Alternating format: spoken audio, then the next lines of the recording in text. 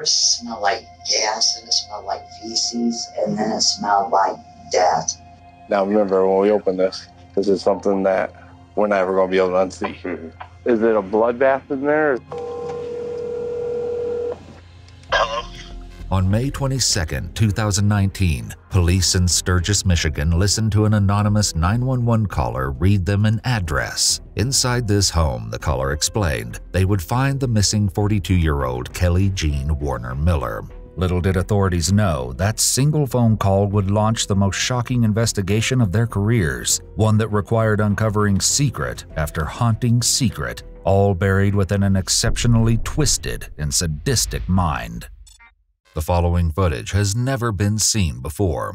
When Kelly Jean, known as KJ, went missing in April 2019, no red flags went up. There were no frantic phone calls to 911 and no weary search parties. But it wasn't because KJ wasn't loved. The trouble was that her lifestyle was transient. She was estranged from her family and had untreated mental health struggles. This meant that sometimes long periods of absence were the norm for KJ. So when police received a 911 call sending them to an address to look for her, and officers found themselves standing on the doorstep of an ordinary-looking apartment, it was hard to believe the call was even real. After all, this wasn't the kind of thing one saw in the small town of Sturgis, Michigan. But there was only one way to find out.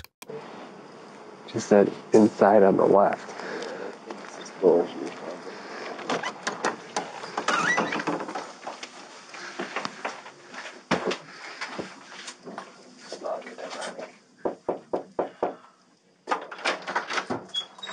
Hi, Wade. Hey, Wade. How you doing, man? Hey, how you doing? Doing good. I remember you from the Speedway. Yeah. What are you up to now? Not much. Answering the door is 35-year-old Wade Allen. We're looking for Kimberly. Kelly? Or Kelly. You know Kelly? Kimberly or Kelly? From the shelter, maybe? KJ? KJ? Yeah. At first, Wade seems confused, and for good reason. It's close to midnight, and he's been startled awake by several armed officers knocking on his door. Wade recently came to live in this apartment after a period of homelessness, and KJ was an acquaintance from a shelter he frequented in Kalamazoo. Oh, I don't know. I haven't heard from that person in some months. Do you know her? I haven't heard from her in a while. The last time I've seen her is couple months, and last I heard she's in Kalamazoo. I think the best way for me to help you get a hold of her is through the shelter. The eerie atmosphere is palpable. With a call like this, officers can't simply take Wade's words as fact. They need to confirm what, if anything, is behind his front door. Well, we just need to talk to her. Do you mind if we come and look, make sure she's not here? I can tell you she's not. I mean, According to Wade, he and KJ had lost touch recently after she suddenly stopped responding to his Facebook messages. As far as here, I don't like just... My place is a mess, and I don't like just people coming and going all the time. We don't care. We see all sorts of apartments and homes and... Well, all we gotta do is verify she's not here, and then we can get out of here and be done with it. I don't know. I feel iffy. If you guys want to come by another time, just not right now. Let me at least have a day where I can clean up and do things. Okay. Well, here's the deal, Wade. If we gotta get a search warrant, we will. All right. Okay. We don't want to go that route. I know. That's a lot of work for all of us, including you. So, if we got to do that, we're going to have to detain you and put you in the car for a little while. All right, until we get that search warrant. It'll take a couple hours. If she's in there, can you just have her come out and say, I'm fine? Well, she's not, though. That's the thing. Like, I mean, I can open up and I'll say, hey, KJ, Kelly, and there's no Kelly or KJ. You mind if I just stand here and look in? You can. I mean, I don't have her here. Okay. Eventually, Wade agrees to let one officer, one he's met in the past, search his apartment. Do you want if it's just one of you then?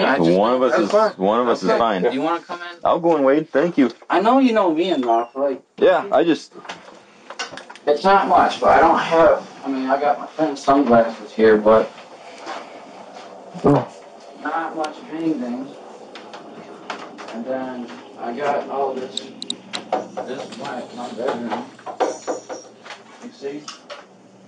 Now here, I had her suitcase from when she was here. Just me, and if I do have a guest, I have a bed. As Wade guides the officers through his home, nothing in particular is jumping out. But just as it seems the search is coming to a close, one thing catches the officer's eye. I don't have anyone here. Okay. I just all right, man. Myself. What's in the cooler? Oh, that's for when the summer comes around. I'm going to have parties and stuff. So. All right, no problem. Can you open that for me, and then we'll get out of here? Well, not right now. I can't. Like, I mean, I want to save that for later. Okay. For when the summer gets here. So. But I showed you. She hasn't been here in forever. Okay. Well, why don't you just open that cooler and we'll get out of here? I just want to make sure anywhere that she could be hiding. She's not gonna be hiding. Well, I just need to know that, okay? No, I mean, I can help you out there, but I've shown you everything. Okay. Wade seems eager to end the search and get back to bed, but his strangely evasive behavior is only working against him. All right. You want to open that cooler for me? Well, can you open the fridge for me? Make sure she's not hiding in there. There's no point in the fridge either. Like, I mean, it's just food and stuff. I understand. You know. All right, why don't you throw your shoes on real quick? Well, I helped you out. I showed you. You did partially, but do you have shoes you can throw on real quick? A little bit. But here, I'll help you. You know. Okay, I'll help you out. Go on out. Well, I gotta you're detained right now. Okay, go on out. I'm detained. You're detained. Right, walk out there. As the walls seem to close in on Wade, he's forced to make a decision. He can stick to his guns or prove to the police that they really have nothing to worry about. You said let me get my shoes on. You're not going to get them on now. I'm giving you the opportunity to walk out there. Do it now. You got anything illegal on you? No, I don't. Okay, put your hands behind your back. You got a knife or anything like that? No. Okay. Why don't you turn around against the wall real slowly. Being detained, I'm just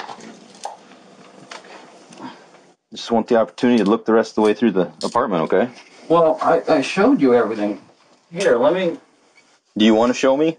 I will. I showed you everything. Why don't you walk back in there and show me then? But I did. You see?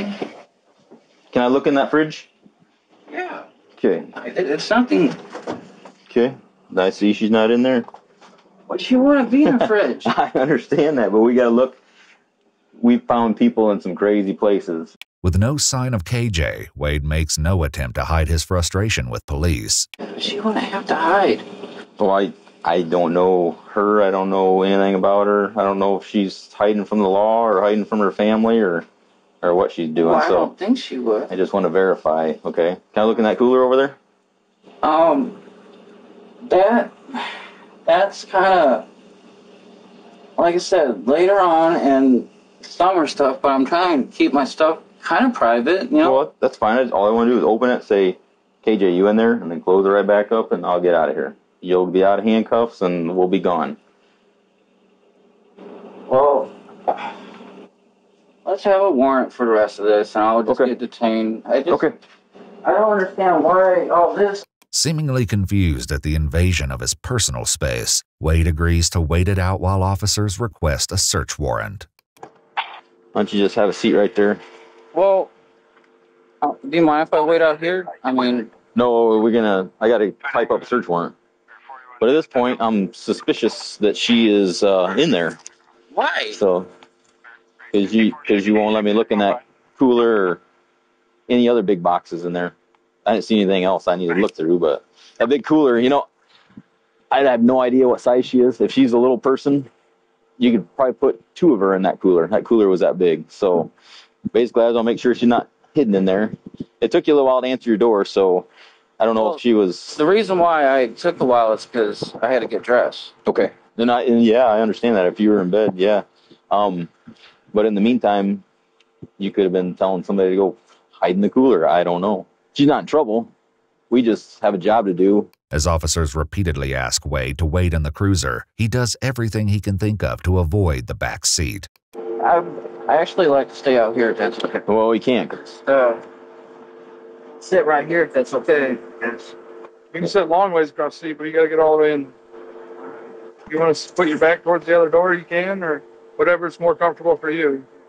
Once Wade finally gets settled, officers catch up a few feet away, and they're quick to voice concerns. Oh, he's trying to steer me away from this big little cooler that's in the corner of this living room. We're doing that. Should be the first place. It's a big, huge green cooler, and he's got boxes stacked on top of it. Meanwhile, a somewhat cooperative Wade is still squirming in the back of the squad car. I feel claustrophobic. Okay. I really am. Well, all right, we'll head back there, okay? We'll put you... I'm really feeling claustrophobic right now. Okay. Well, we could end this all. You could take me in there and let me look around more, or we can... I've got to take you back and put you in a cell while I'm doing the search warrant. So. All right, well, let me go back then. As Wade silently leads the officer back to his apartment, a strange energy hangs heavy in the air.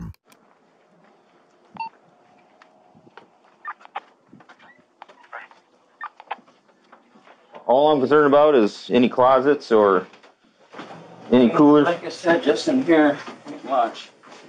Okay. Can I pop it open? Just take a peek? Well, yeah, if you want. Okay. Why don't you step back for a second? Okay. What's in there? Just stuff. Okay. All right. Let's head out here. Head out here. Everything's good now. Yep. Everything's good. I showed you everything. Yep. You're under arrest, okay? Under arrest? Yes, you are. All right. Gotta get the crime task force out here. Can I have a soda, please? Just keep walking. Once outside and back in the patrol car, Wade seems eager to fill the silence. This situation happened, and Yeah. Yep. that's probably the best way for me to put it right now. The officers already seem to have an idea that something horrible happened in that apartment, but they couldn't yet know just how twisted things will get by the end of this disturbing case. I am currently sitting on a car with a guy in the back seat who has done something bad. As some of the officers begin searching the apartment, others transport Wade to the station and settle in for a long night, doing their best to put him at ease. Whatever happened, they need to know the full story. When he does start to talk, the story he has to tell is only a small piece of the truth, and what really happened to KJ is far more disturbing than anyone could have ever imagined. We got some homemade cookies in there that are really good. You want a couple cookies? I'd better pass on that. You want a couple of them, or? Yeah, I'm a greedy guy. Okay. All right. We will get you hooked up. All right, man. Here's some cookies. I can get started on those. Soon, the detective arrives. While Wade insinuated earlier that KJ was merely a distant friend, it's not long before that story changes. And I think it goes back to like 2013 with her. Okay. And we started being friends, but we started probably dating sometime after that. I don't know. So would it be fair to say that you've known Kelly Jean since 2013 and recently? Oh, I've known her before that, Okay. but that was just when she added me on Facebook. Recently, according to Wade, he even lived with KJ in his current apartment. All right, Wade. So what I would like to know from you is, in your own words, what happened to Kelly Jean? I know she's been through a lot. And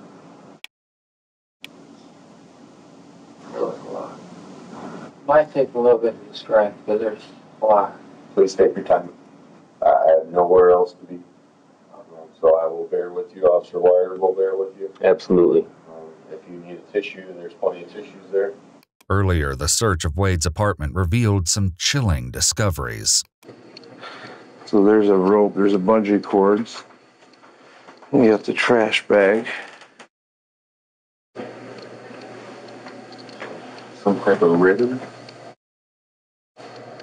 Looks like a female belt. Girl shoes, those green ones. That's what it looks like. I'll start with saying that she's hyperglycemic. Okay. Alright, so her eating levels are important. She has to have a certain amount of sugars or whatever. Mhm. I only bring that to attention because I know at one point while she was making cereal, she fainted and really hurt her head, and it really concerned me.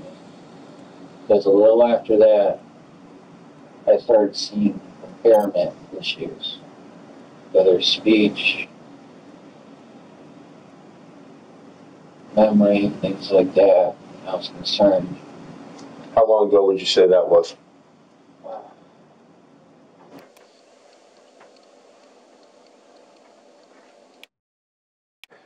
Oh, that's good. I mean, right here. You seeing this? For her, that incident had to have happened in March. Okay, so it's been a little bit ago. I want to say March. When she fell, did she become unconscious? Did she knock herself out? Did she just kind of stun herself? Did she? She was unconscious for a little bit. Okay, about how long would you say a little bit would be? Well, I would say 5 to 10 minutes, and even though that might seem like a little bit to me, that's a long time for someone to be unconscious. And as Wade tells it, KJ's symptoms lingered in the days after her fall, and they weren't subtle. She had no memory of what happened, and she struggled to carry out daily functions that weren't a challenge for her before. Though KJ did suffer from these symptoms, what Wade is saying happened isn't the full story, and what really happened to her is far more disturbing than just a fall. And then I was trying to take care of her. Wade isn't the only person police spoke to. They also asked his neighbor Sherry, who lived right next door, to come to the station to answer some questions and hopefully shed some light on what really happened to KJ. According to Sherry, she and Wade had a cordial relationship, occasionally spending evenings watching TV together in her apartment. But Wade made a comment about KJ that left Sherry feeling concerned. Also, he told me that she had fallen in the bathroom and that he thought she might have a skull fracture. Mm-hmm. And I said, well, you need to take her to the emergency room. He goes, I'm taking care of her. This development immediately put officers on high alert. In the story he told officers, Wade explained KJ fell in the kitchen while making cereal. In this version, Wade said she fell in the bathroom. This is only the first of many red flags in this story. She wasn't able to feed herself. And that really concerned me. I did my best to try to help feed her. So one time I came in, I saw her sitting on the tub, and I tried to feed her this meal. One of these freezer dinners, I have a bunch of those, and it was chili. And she was just kind of like holding it like this, and then she just moving so slow, and there was just chili all over her. Wade explained that KJ even struggled to drink water at times, despite his attempts to help her. Did you try to get some medical treatment for her, see what was going on, anything like that? I didn't take her, no. I didn't know if she could move or get around. What do you mean by that? She just wasn't walking all that fast. Like I said, her motor skills were not good. I did start talking to her caseworker about how she might need adult foster care. You know, because before even that, there were issues of bladder control problems. Like on my bed, I got a big old yellow stain for where she peed on that. She in the kitchen, like she had issues with bladder control. Sherry, Wade's neighbor, had more to share. Over time, she'd grown to feel extremely uneasy in his company. It wasn't long before an eerie and unprompted confession validated her strange feelings about Wade. From here, the story takes an even darker turn, suggesting that what police know about Wade so far barely scratches the surface. He told me that he hit women. He told you that he hit women? Yeah. And that he was working on it, because I've been through domestic violence, and I told him, you can't do that, you know? I said, you can go to jail for that. He goes, I know, I'm working on it. After Wade's comments, Sherry remained friendly, but guarded, and she decided to ease off of their visits. I thought, I don't want him in my house because he can do anything. Right. Within 2 weeks of KJ's supposed fall, Wade claims that something terrible happened. Keep in mind that he knows the officers are working their way through his apartment, and he knows what they're going to find. He's setting himself up with a story he thinks will explain away the stomach-churning evidence. I figured she'd be okay in a bathtub, just taking a bath. No. So I started the water for her. I thought she'd be okay if she was laying down, not standing up. I wouldn't have to watch over her. She wouldn't fall. Yeah. Right. So when I see her in the morning, she wasn't breathing, and what really shocked me is when I saw her feet. And it means that she started with hot water, and I don't know, didn't have the strength to turn the knob, or I can't understand why she didn't turn it or adjust it, or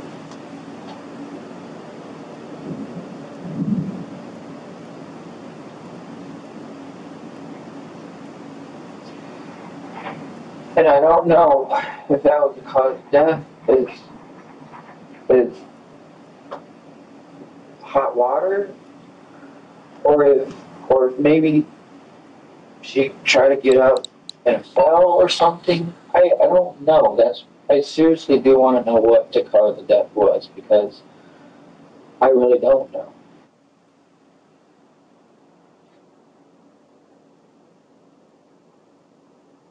With this claim, Wade has confirmed that KJ isn't missing.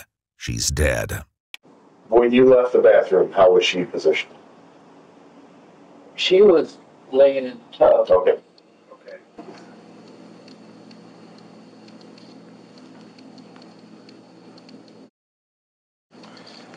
So this is where I don't see anything on the outside of the fridge. The naked eye. See anything underneath? No, either. Oh my gosh. And did you go back in there? I went to sleep. You went to sleep. I thought she would be okay. Authorities struggle to understand Wade's logic. In what world would someone leave a person who was incapable of eating, drinking, or moving around without help alone in a tub full of water? There's one very good reason for this. Wade isn't telling them the truth. While on a break in the back room, officers wrestle with ideas about what's really going on. This guy, not all there. He's not all there. We thought I figured that you could choke him up pretty easy, but he's either really good or he's just, I don't think he's all there. As the police will soon learn, it isn't that Wade is out of his mind. Rather, he's attempting to manipulate them in order to hide the truth of what really happened to KJ. But the horrors uncovered back at his apartment will reveal an entirely different version of events. So your cast's off. Something's right there, because that's CS. Starts over here. Works its way down. See it on a... Yeah. It looks like it hit pretty level. It's almost like it's all the way across. When the officers interviewing Wade return to speak with him, they press him further, hoping to get a story that makes sense. What Wade soon tells them is chilling. And then when did you go back into the bathtub? Or the bathroom, I'm sorry. Not till morning when I woke up and realized she wasn't in bed with me. Was the water still running, or was the water off? Water was off, so she had to have turned it at some point. Had to have. Was her head above water or below water? Below water. Below water. Okay. What happened at that point? Did you call 911? Did you call anybody at all? My parents. If KJ's death was truly an accident, it's hard to fathom why Wade wouldn't immediately call for help. Wade has also just lied to police, or at the very least, he's leaving something integral out of this story. Given the 911 call reporting KJ's death, Wade had to have told someone about KJ's death. He had her in the bathtub for a little while, and I don't think he's going to be very cooperative with you. Okay. Well, So, most people aren't. It turns out that Wade had no question in his mind about the identity of the mysterious caller who reported him to the authorities. I only had one friend which probably made the call, and I'm not going to be upset with him. He probably got to a point where his conscience got to him too. And Wade was right. The caller was his own best friend, Stephen Ryan Russ. Wade explained that after everything had happened, his only way to cope with KJ's death was to tell someone. So he confided in Stephen. But what he told him was so disturbing that Stephen couldn't keep it to himself. When police bring Stephen in for questioning, it's clear from the start he has reservations about speaking up. Is this going to be in court? This could possibly be used in court, yeah. So Wade's going to know about this? He already knows. All right. So the whole case came to light when Central Dispatch got a call regarding Wade and KJ. Do you know about that call? Yes, I do. Did you place that call to Central Dispatch? Yes, I did. And what was that call in reference to? My family was getting very scared of him, and it was to the point that they couldn't even sleep, so I had to do something. Stephen continues, explaining the series of Facebook messages that turned his world upside down. He said that he did something and that he can't talk to anyone about it. And I was like, well, I'm your brother. You can talk to me. According to Stephen, Wade then explained that KJ had passed away unexpectedly, and he didn't report her death to the police. He wanted us to help him move the body with the car, and we both told him no, that we can't do that. And I was like, you know, you're one of my closest friends, and I'll keep your secret for you, but obviously I couldn't. In interrogation, Wade tries to explain his choice to hide KJ's death, hoping to ease detective suspicions. It's hard to feel like I can be honest if I feel like I go through scenarios all the time where I'm accused. And Well, I can tell you, we're not here making any accusation. We're just here to it's hard to try. figure out what happened. I didn't do the right action. I probably should have reported. I should have done something's right. And I just felt like whatever I would have said would have just been taken the wrong way or said the wrong way. And by now, Wade knew he was in trouble. KJ's body was still in his apartment, and he needed it gone. Stephen eventually paid him a visit, and things only got worse. He's asked me if I wanted to see the body, and I told him no. I really didn't want anything to do with it. I didn't even want to be in there because it felt like there was an elephant sitting on my chest. When asked why Wade would keep KJ's body in the apartment, Stephen gave an answer that only hinted at the truth. My guess is because he didn't have the means of getting rid of it. I treated it like I was guilty of the situation. I felt like no matter what I say or do, I was just going to be guilty. But I figured even no matter what, that's how I'll do is I want to give her a proper burial somewhere. Wade's desire to give KJ a proper burial is chilling, and his next comments stir up the eerie feeling that Wade desires some sort of control, a theme that will surface again soon. As disturbing as this story is, it's only the beginning of the sickening revelations because Wade still isn't telling the full story. At least wherever I'll put her, I would visit her. I wouldn't want her to have, nobody visit her, you know? Mm-hmm. I mean, I don't know I what get that. I don't know what you guys would do with her now, but if I could know where she was buried, I would like to go. Cooler was brand new. Yeah.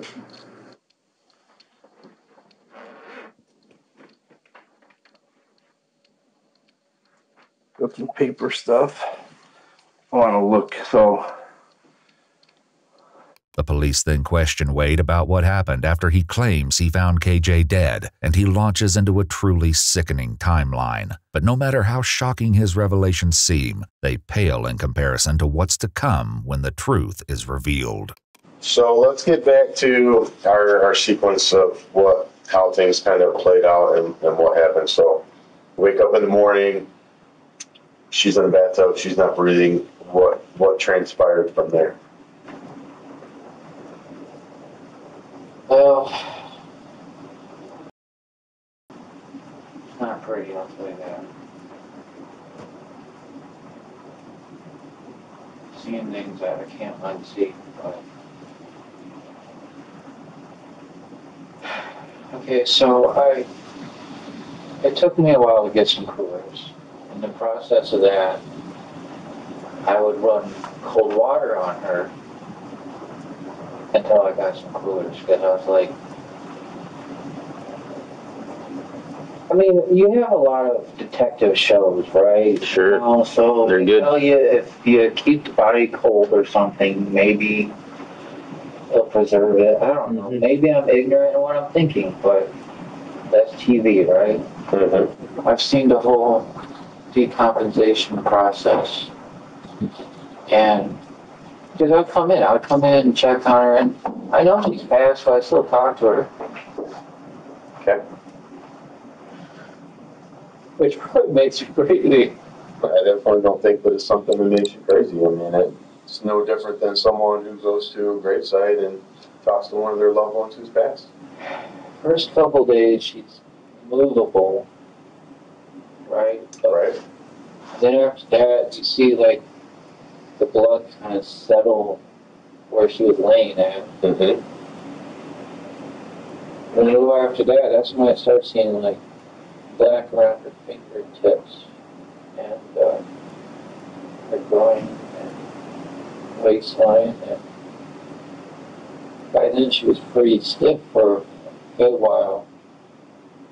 Because when she was laying in the tub, she kind of laid like against the wall, I think, or something. But even after a while, the stiffness faded away, and she just kind of, laid on her shoulder. Now, Wade was in a pickle. With a decomposing body in his bathtub and with Stephen's refusal to help him move it, it was only a matter of time until someone caught on. So he hatched a plan. On April 12th, around 6 days after KJ's death, Wade saved up the money to buy a large cooler, air freshener, and 30-gallon trash bags. So what happened at that point? You said that you bought one and then realized you needed a second. What do you mean by that? Well, I wanted to put her all in one so she could be whole. Mm-hmm. But I couldn't really move her in any kind of way to keep her whole. Nothing I could do to keep her remain whole. That's where I really got gross. So, is it a bloodbath in there?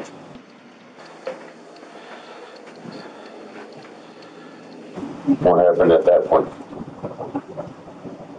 Well, when I had to get the second cooler, I had to put her legs in that one. And I'm not gonna lie, that was the grossest thing ever. I guess help me understand how she was in one and her legs were on another. I had to cut her legs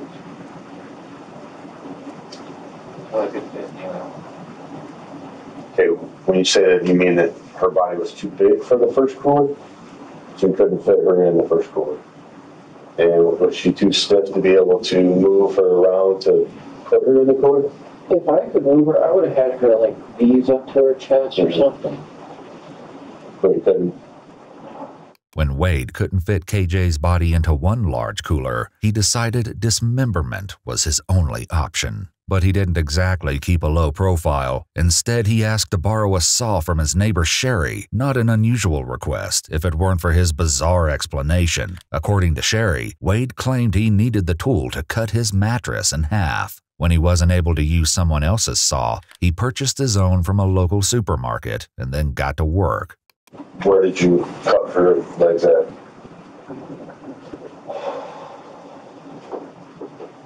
This is the most disgusting thing ever. Hopefully you never have to see something like this in your life. Ever.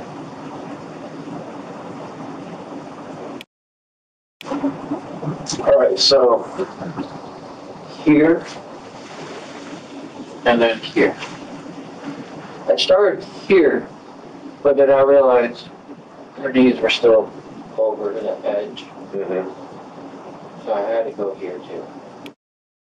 What I would have wanted to do, except she was too heavy for me, is take her under the shower, get her, wash her off, because after she passed on, she crapped herself. I was like, man, I didn't even know that until I got her into the cooler. The police working their way through Wade's apartment eventually confronted the sickening discovery hidden in his cooler. Now remember, when we open this, this is something that we're never going to be able to unsee. Mm-hmm.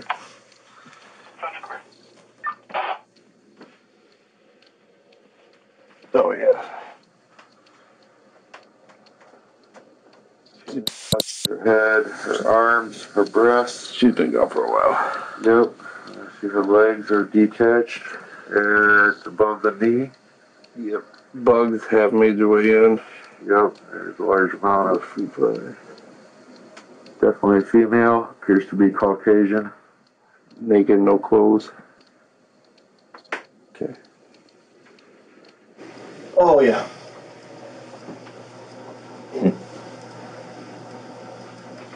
And cut up. Nice. Okay, now it stinks. Well, so there's a lot more evidence in here somewhere. It stinks. Yeah, now it does. The officers have only discovered part of what they believe to be KJ's body, but it won't be long before they find the rest. Good picture of that. So that's where it is. Okay. So we're going to move this. Boy, drops it right in front of the suitcase. So this cooler is what we think might have the other parts in it.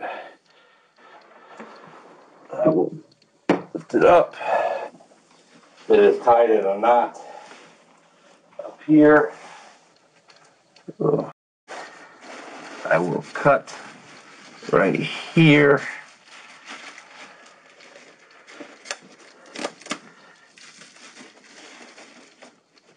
Yep, those are her legs.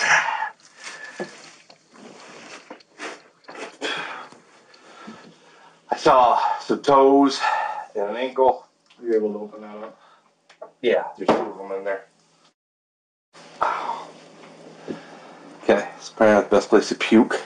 From his apartment, authorities also collected clear safety goggles, rubber gloves, and several small items, including bungee cords, a black belt, and a white ribbon. This white ribbon, a seemingly innocuous discovery compared to the horrors already uncovered, would turn out to be a clue to the stomach-churning truth of what really happened to KJ. Was her head attached? Yeah. She's in the cooler. She's Yeah. this has basically been down with that. That's all I seen was her arm and part of her chest, and I just shut it. About right here. Through the femur.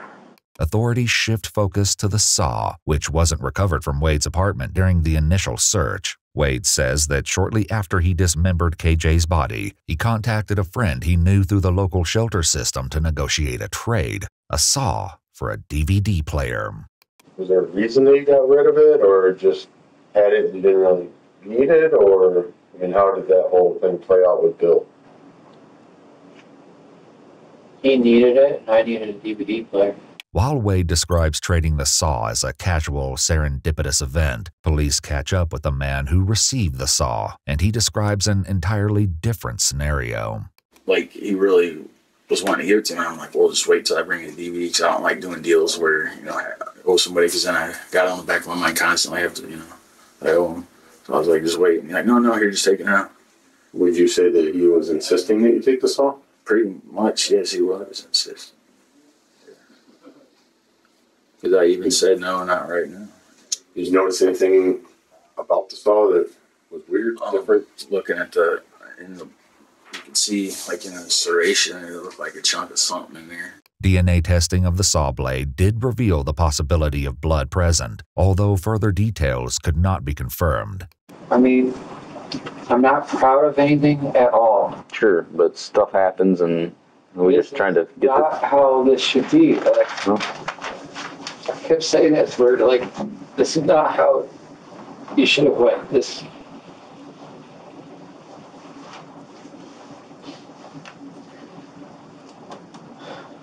Upon reflection, Bill explained this wasn't the only thing that seemed off when he was around Wade.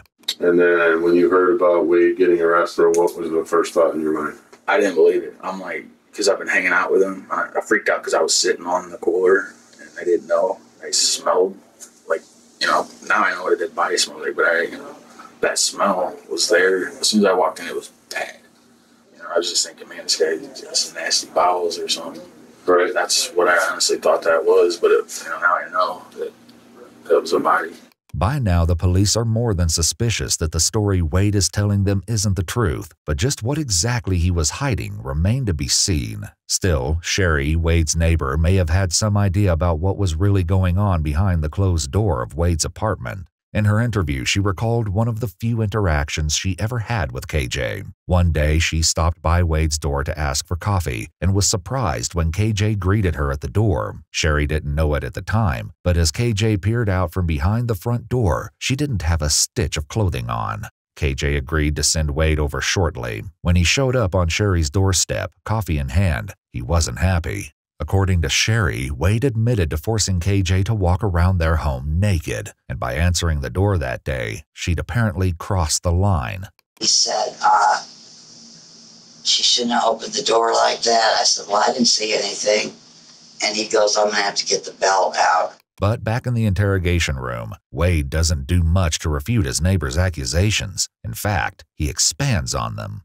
You've never gone to jail for fighting somebody or pushing somebody or any kind of domestic violence or anything crazy like that?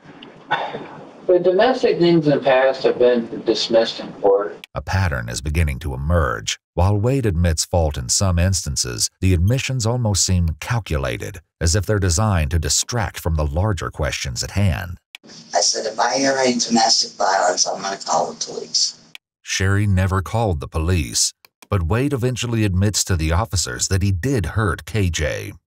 All right, I kicked her in the butt because I was ashamed of her cheating on me and such. You know, I shouldn't have, but I did. And then, come to find out in court, she tried to blame these bruises of her ankles on me. I said, I have nothing to do with her ankles. That's false evidence. Because what happened was she fell down by the railroad, again, the balance issue, by the railroad tracks, and that caused the bruises from her ankles rolling. Not from you kicking her, though. No. Gotcha. Look it out, report required.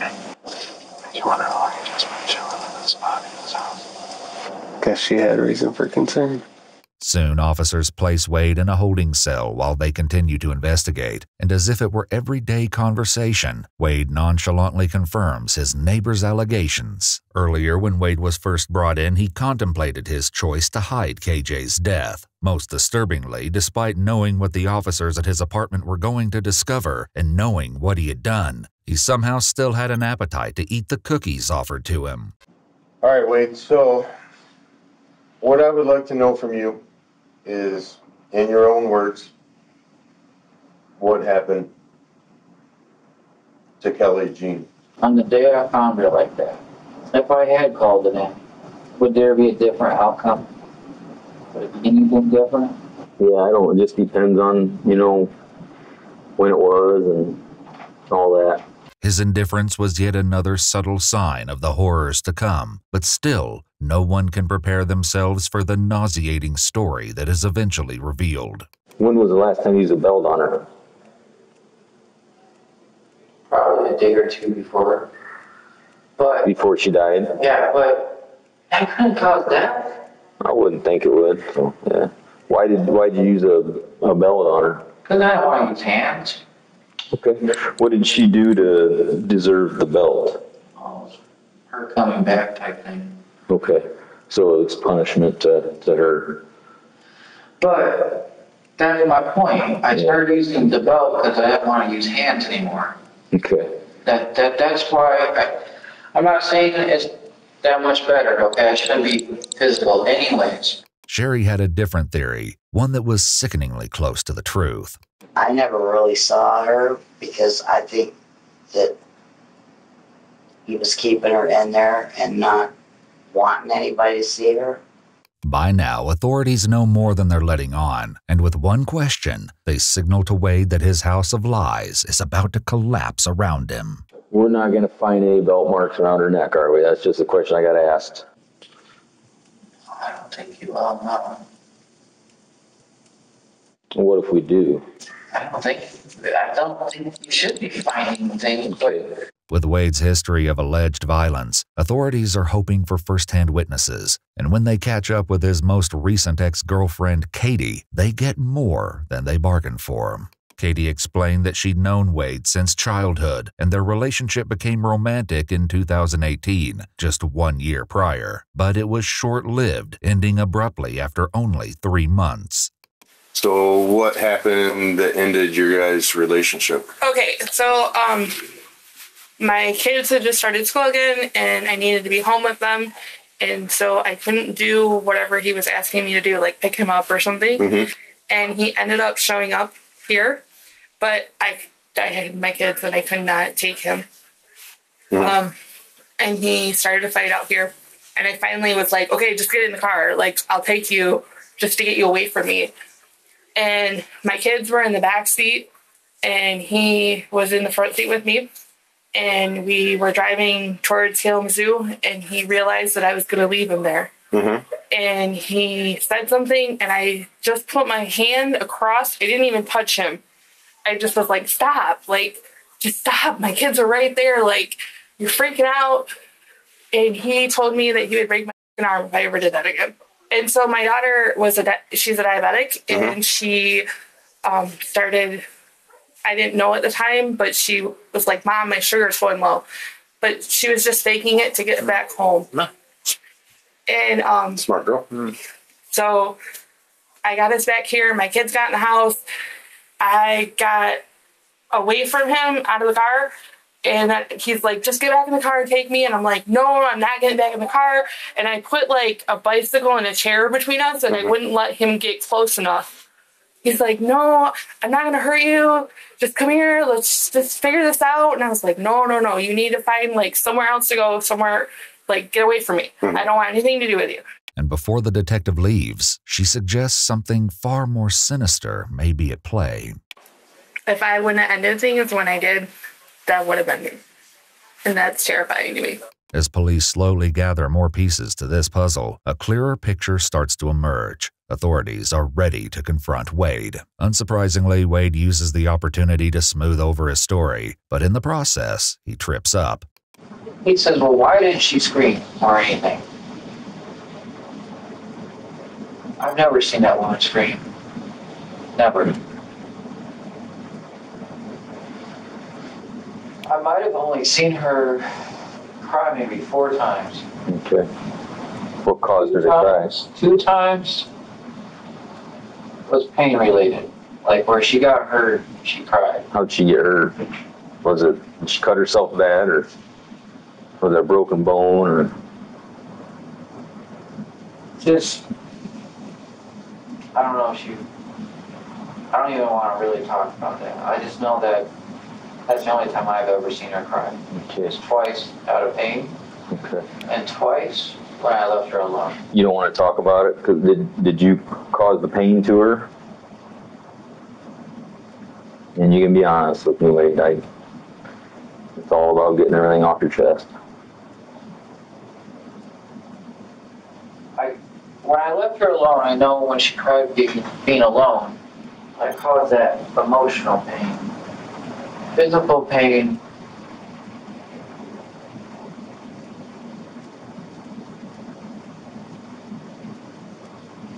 I don't think me causing her physical pain caused her to cry. I think, well, maybe. Maybe it was a little physical pain from you. Talking about causing pain to people is just not something I get a thrill out of. It's not. Yeah, I understand that. And I just don't want to talk about that. That's not appropriate. It's not. No. Ironically, despite Wade's claims here, he would eventually talk about this very subject, and it would be what law enforcement needed to break his case wide open. Soon the officer stands to leave the room. Sensing Wade's desperation, he presses a little more. When we do the autopsy, what marks are we going to find that was from scuffles between the two of you? Like her lips might be messed up, or... Why would her lips be messed up? From... And you can speak to me, man. It's just between me and you. Physical stuff, but it was not something that would cause her to go through it. Like, that night was a peaceful night, okay? I want that very clear. Well, we're getting somewhere now. Now I'm starting to see a little bit. Before wrapping up, the officer gives Wade one last chance to come clean. I got 30 seconds before I got to walk out of here, okay? Okay. So you look me straight in the eye and tell me that you're not the cause of her death. No, I'm not. While police know Wade isn't telling them everything, they never could have imagined the stories of depravity that would follow this interrogation, and eventually KJ's autopsy would reveal a sickening story. After Wade was booked, the disturbing, stomach-churning truth was revealed. Authorities received statements from several of his cellmates requesting to speak with them. One by one, these men explained that Wade had shared every gruesome detail about what really happened to KJ. And proudly, what they revealed shocked everyone. What did Wade Allen tell you guys? Man, dude, this guy is, well, let me just put it to you like this. He's a serial killer. He told us that he physically had this girl down on the bed with a white ribbon around her neck, watching the clock for 5 minutes until she was dead. And he brought her back to life. If you recall, police found ribbon while in Wade's apartment. Some type of ribbon?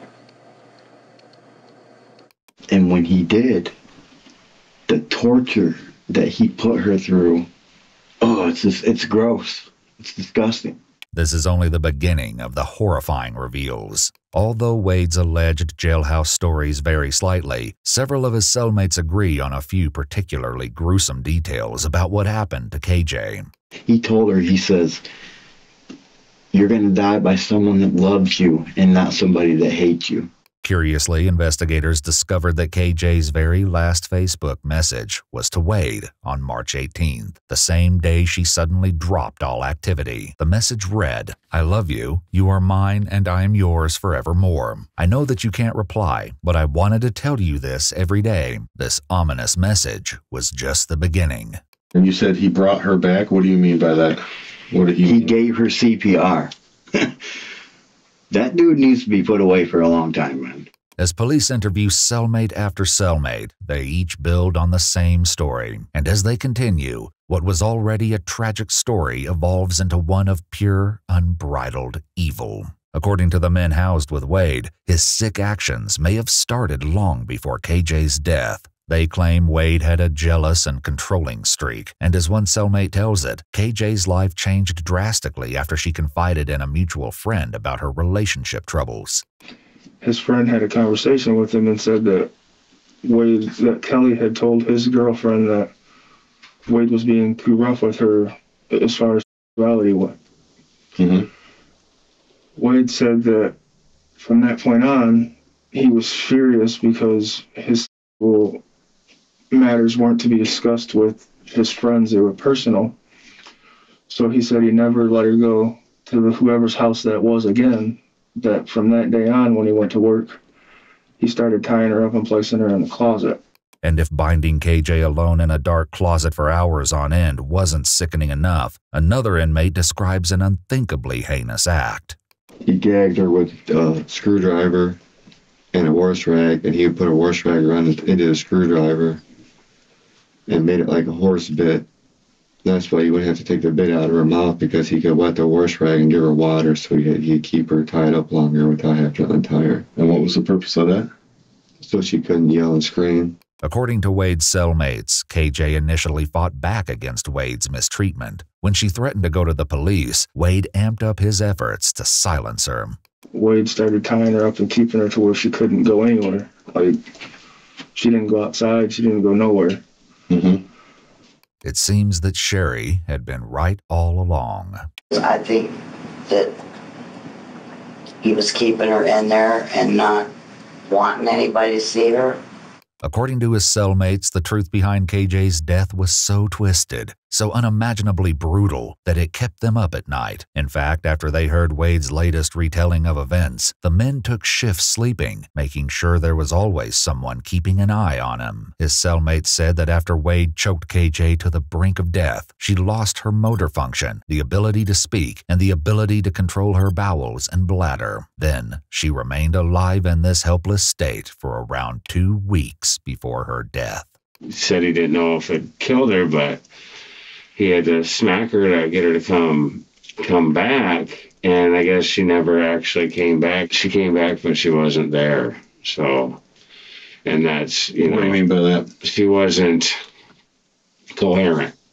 You know, she never talked again to him, but she, you know, he got her to breathe again. And in the meantime, according to another cellmate, she suffered unspeakably.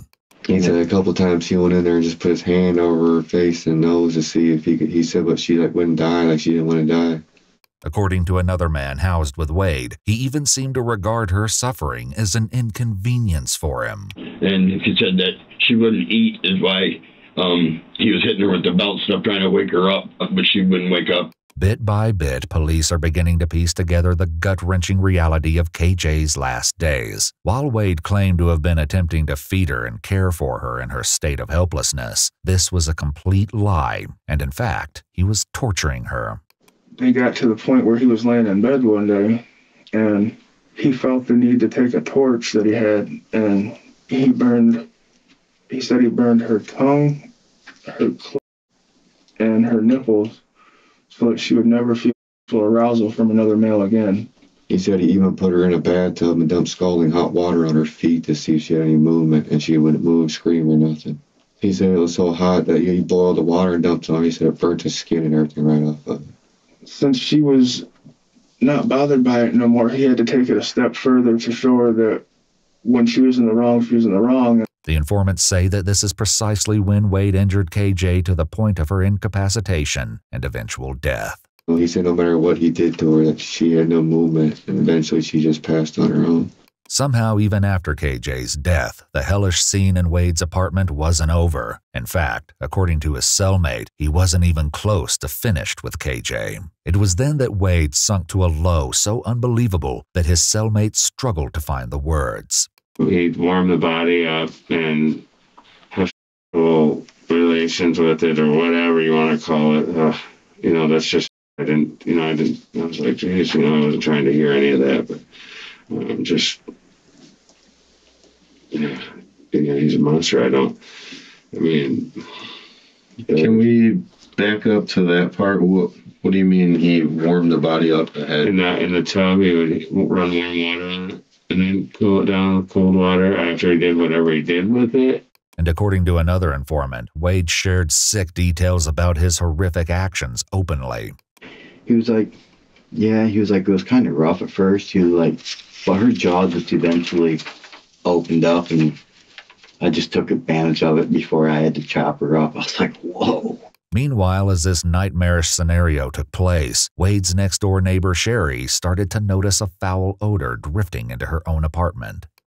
But then, like, over the last 2 weeks, he was even standing there. I said, what is that smell? It smells like something died.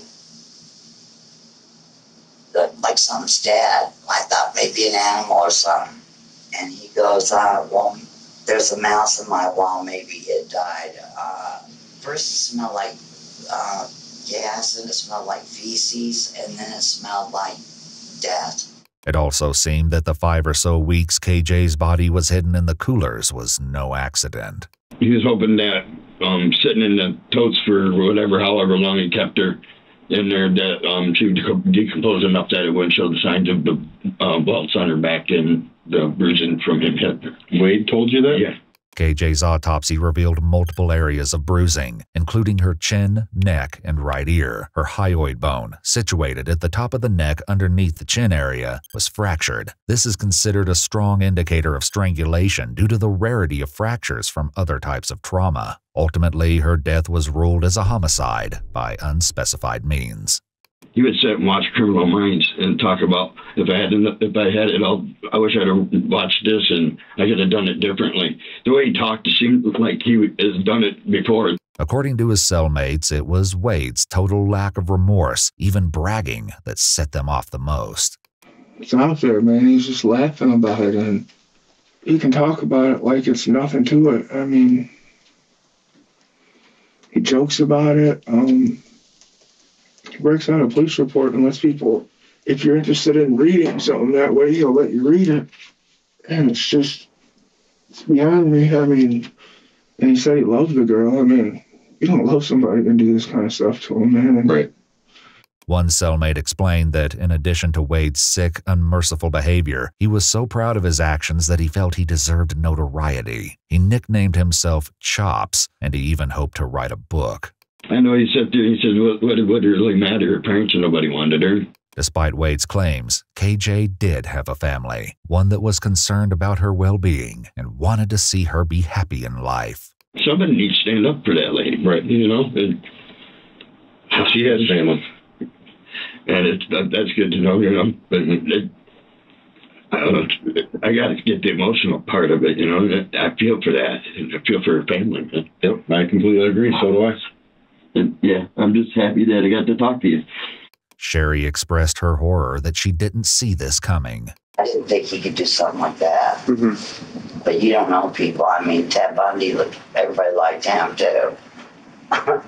When Wade's case went to trial, the first 2 searches of Wade's apartment were deemed unconstitutional on the grounds that Wade may have felt threatened during his detainment. It was also discovered that police officers falsely claimed to notice an odor coming from Wade's apartment in their reports. These claims were later recanted. Although Wade's defense aimed to suppress evidence obtained as a result of these initial searches, the appellate court ultimately ruled against them, stating that the discovery of the coolers was inevitable with a warrant, which at that point was already justified. In 2023, Wade was convicted of murder in the 2nd degree, as well as mutilation of a dead body. He pled no contest and was sentenced to 39 to 60 years in prison. But Wade's brutality didn't stop with KJ. He was also convicted of 3rd-degree criminal conduct after assaulting a fellow inmate in 2020. Once he discovered that his cellmates had spoken to police, he attacked one of the men.